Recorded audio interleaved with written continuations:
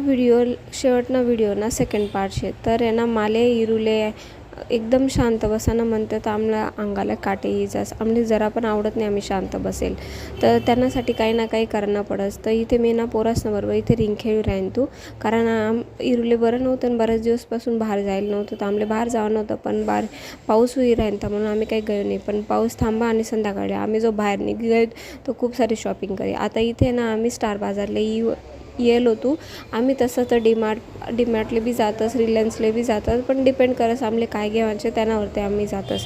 त्यानंतर येता आम्ही केक घेऊनात कारण दादानं म्हणजे मनात जेठना बड्डे होता आणि तो सेलिब्रेट करणं होता आमले.